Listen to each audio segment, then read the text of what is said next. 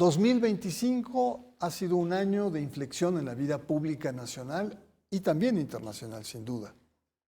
Hemos atravesado por un periodo de transformaciones que han replanteado muchas de las dinámicas políticas, económicas y sociales, y también de relaciones internacionales.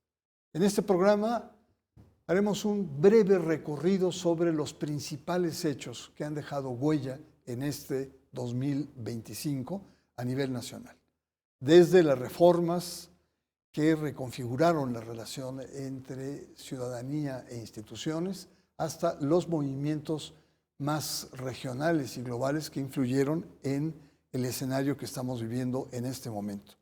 Así también como las decisiones que marcaron el debate público y provocaron nuevas reflexiones sobre los retos que están pendientes en el país. Para conversar, tenemos como invitado al periodista Luis Pantoja Ríos. Bienvenido, es un privilegio tenerte acá. Usted lo puede seguir a través de internet, de radio, su programa y su presencia en micrófono, que décadas, ¿no?, de ejercicio de periodismo. Un honor tenerte acá. Eres iconoclasta, tengo que reconocerlo. Te gusta, pero eres un crítico permanente del poder, pero con un sentido, diría, no solamente democrático, sino hasta patriótico. Bienvenido, seas Luis, aquí a este espacio. Bernardo, para mí es un placer y un honor. Vamos a una cápsula y regresamos para conversar con nuestro invitado, Luis Pantoja. 2025 fue un año marcado por cambios profundos, decisiones históricas y desafíos que han puesto a prueba a México y al mundo. Desde transformaciones políticas inéditas, tensiones económicas, desastres naturales, avances democráticos y acontecimientos globales que impactaron directamente en nuestra vida cotidiana. Desde enero, México abrió el año con la aprobación de la reforma judicial local, mientras en la escena internacional, el regreso de Donald Trump a la Casa Blanca reconfiguró el panorama económico, comercial y político. Las tensiones ambientales, con contingencias casi permanentes, convivieron con señales de recuperación económica y tensos debates nacionales.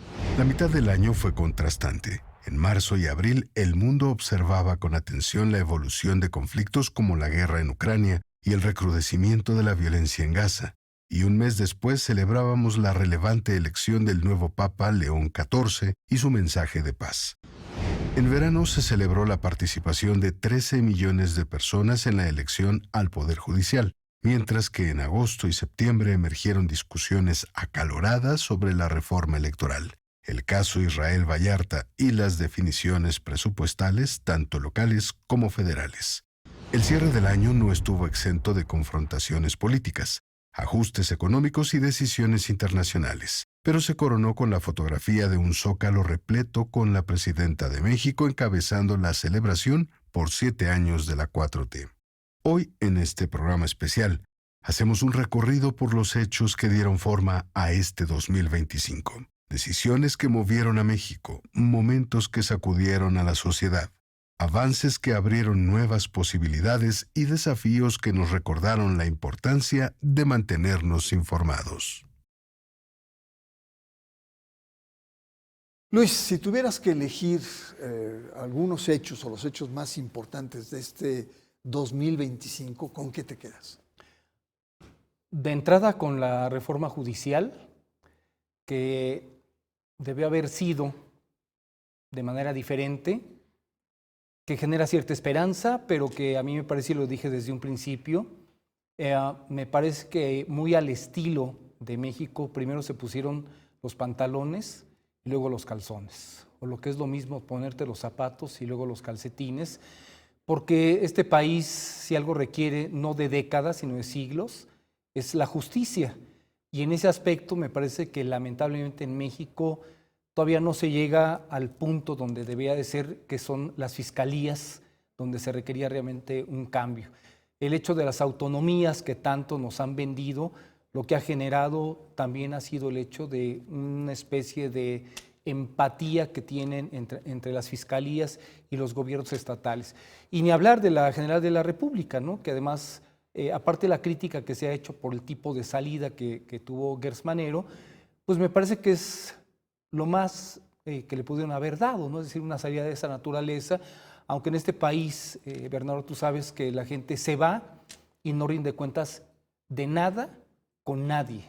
Te puedes ir como se te dé la gana, a no ser que tengas algún pendiente y tengas algún problema con alguien que está encaramado en el poder y después se vayan tras de ti, ¿no? Ese es uno de los problemas que sí tiene. Y el otro, pues me parece que muy presente, es algo que a todos nos tiene con la incertidumbre de la seguridad con la que vivimos en el país. Me parece que esa parte es muy sustancial porque no tenemos esta libertad de tránsito que habíamos gozado durante décadas, quizá no con los mejores gobiernos, pero por lo menos no había esta situación tan fuerte en donde nos sentimos, o por lo menos yo me siento rehén, sin la libertad de las que gozábamos en otros tiempos. Me parece que son dos puntos severos. Muy bien, Luis. Pues uno de los aspectos importantes que están marcando nuestra realidad actual es la relación con nuestro vecino Estados Unidos y con un presidente desconcertante a todas luces como Donald Trump, que permanentemente nos está amenazando con aranceles y permanentemente nos está acosando y acusando también. Sí. ¿Cómo ves esta relación bilateral con Estados Unidos y cómo afecta la conducción del poder en México? Bueno, a mí me parece que es un tema hasta cierto punto patético el tener que vivir al capricho de alguien que, aunque uno no es psicólogo ni psiquiatra ni nada por el estilo, parecería tener problemas hasta de conducta, es decir, parecería una actitud bipolar por alguien que se levanta un día y tiene una ocurrencia y al otro día dice que no, pero al otro día dice que sí, y a los otros 4 días te cambia los escenarios, como lo más reciente ahora que tienen que ver con el tema del agua. Es decir, todo el tiempo está buscando agotar a quien, pues de alguna manera, Bernardo, aunque no se quiera, gente como él nos ve siempre como el patio trasero, alguien a quien puede dominar.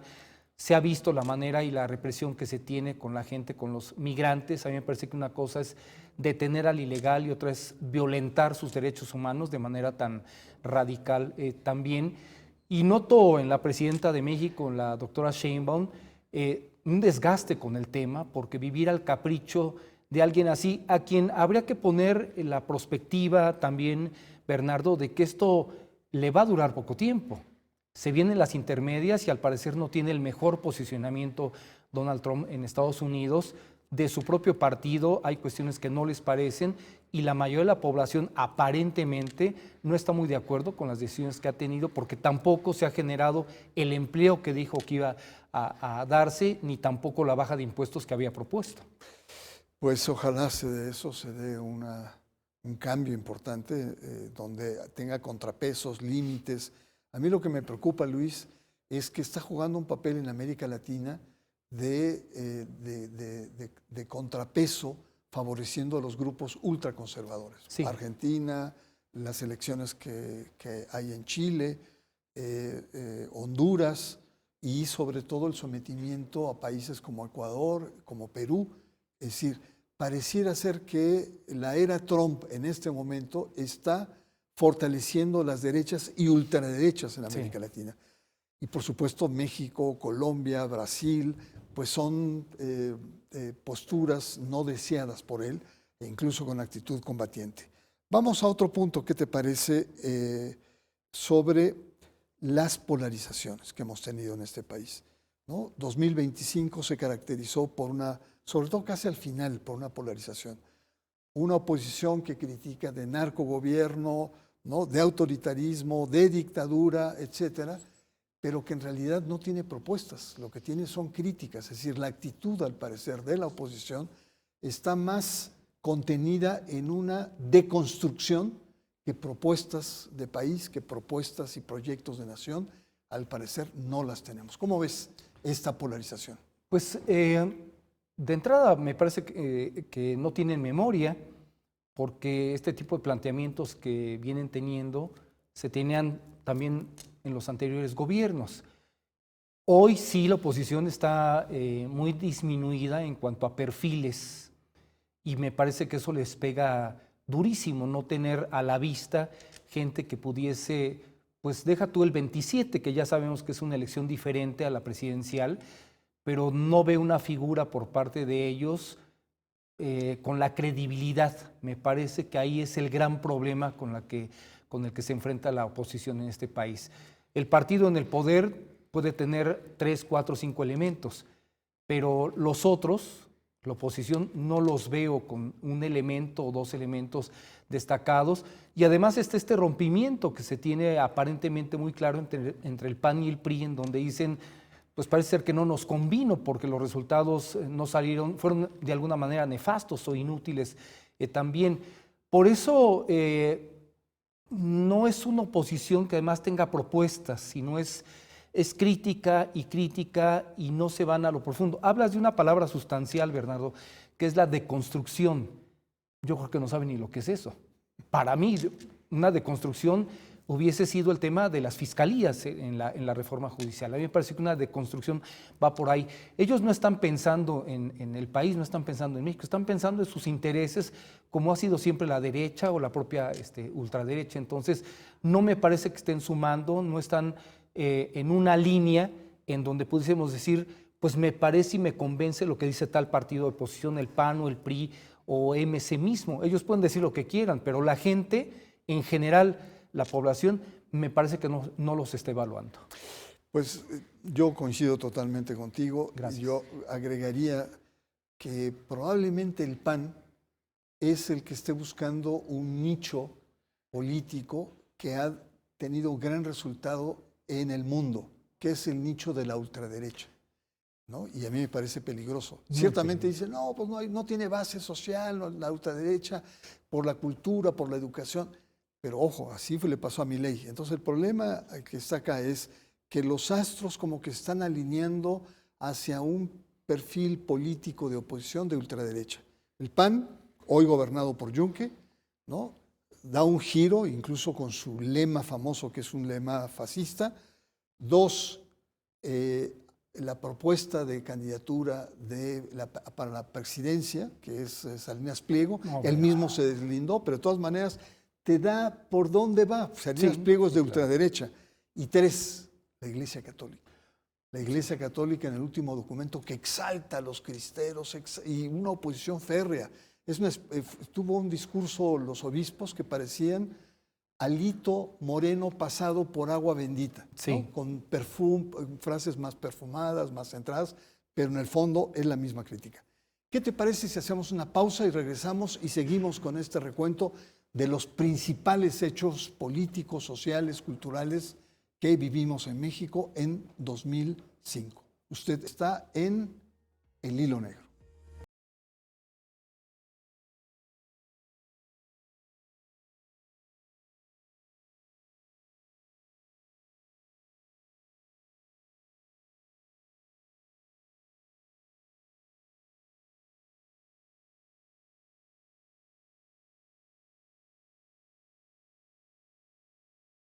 Regresamos en El Hilo Negro.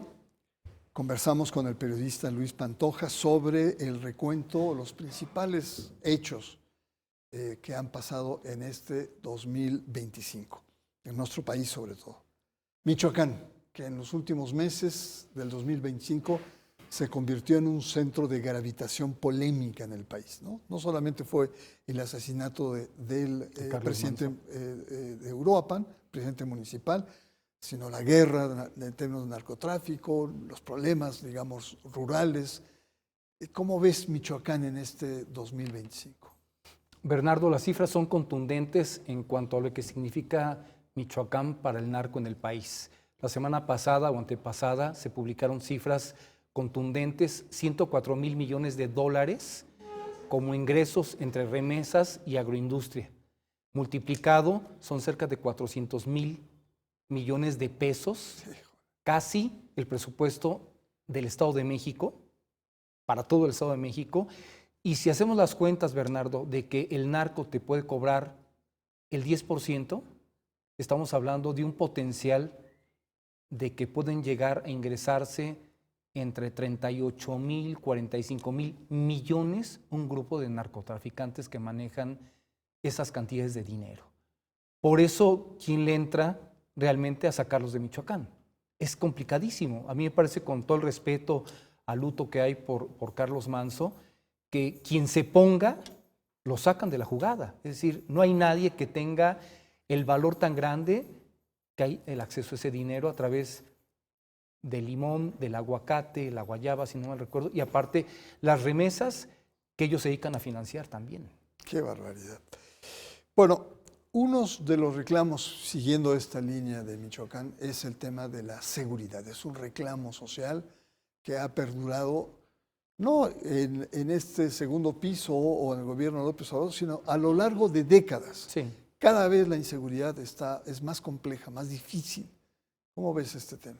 Bueno, nos siguen vendiendo el mundo que ellos piensan que es su realidad, los 3 niveles de gobierno, yo lo veo así, por el déficit de elementos. De Guardia Nacional se habla de cerca de 100,000, 120,000 elementos. Para un país del tamaño de México tendrían que ser entre 400,000 y 500,000 elementos. Y te hago el comparativo. El Estado de México tiene 20,000 elementos en acción. Qué barbaridad. Deberían de ser 100,000. La Ciudad de México tiene cerca de 80,000 elementos y son allá 8.5 millones de habitantes. Aquí en el Estado de México somos 17 millones y hay 20,000 elementos. Entonces, por eso no vemos que nos puedan cuidar en las esquinas, ni la municipal, ni la estatal, ni la federal. Nos siguen vendiendo fantasías en ese aspecto. Yo no creo en el proyecto que tienen de seguridad porque nos están vendiendo algo que no existe. Y para el tamaño del Estado de México, ¿no? Y del país. Con 16 millones, para esos 20,000 elementos es nada. 17 millones de elementos más los 17 millones de habitantes, 20,000 elementos, quítale los administrativos. Son cifras contundentes y claras. De repente solamente están circulando en todo el Estado de México 5,000 elementos para cuidarnos. Pues sí, es una cuestión muy importante.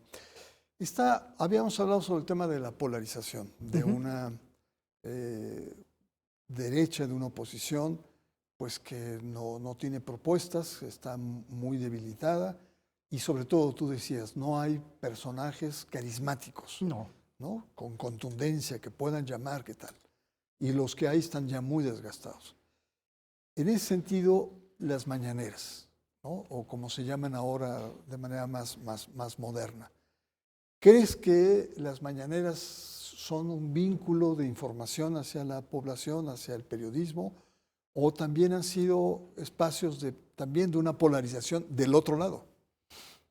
A mí me parece que en este momento no es un elemento que tenga peso ante la población, porque además la cantidad de gente que lo ve es mínimo. Somos 120 millones de habitantes. Y si vemos las cifras, no hay interés al respecto de lo que sigue en la mañanera. Esto es un tema netamente mediático.